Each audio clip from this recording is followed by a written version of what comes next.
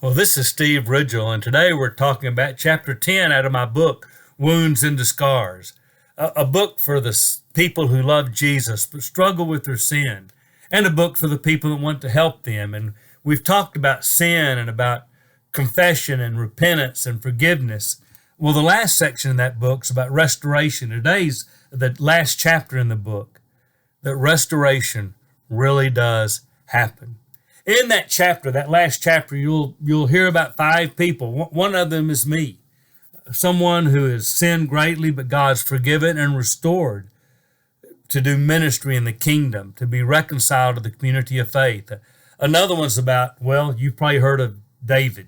He was a king, still got trapped in his sin. Man, a lot of issues and problems. And we talk about Psalm 51, David's great psalm where he points out that he wants God to heal his heart.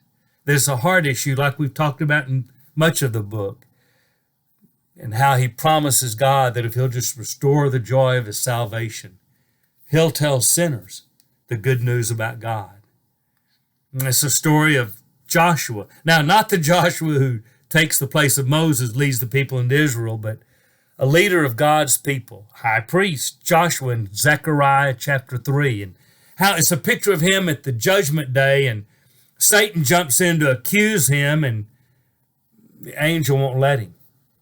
It says, is this man not a burning stick snatched from the fire?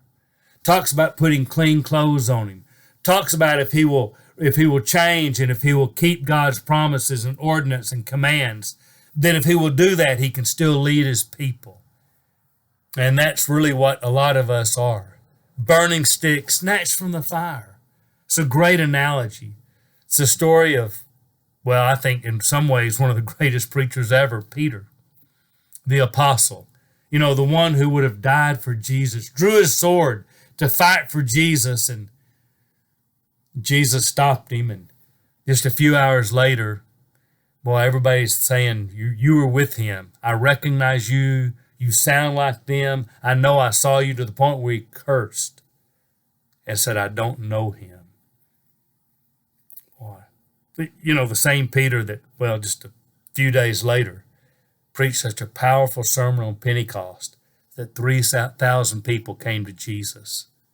Powerful story.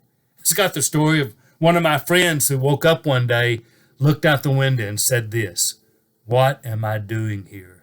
This is not who I am. Changed his life, straightened out his life, was restored. Out of all those 5 people I just mentioned, 3 of those people, all 5 of them were leaders of God's people. 3 of them became elders of God's flock. My friend, me, and Peter, all were elders. David and Joshua led God's people still. You see, restoration really is real.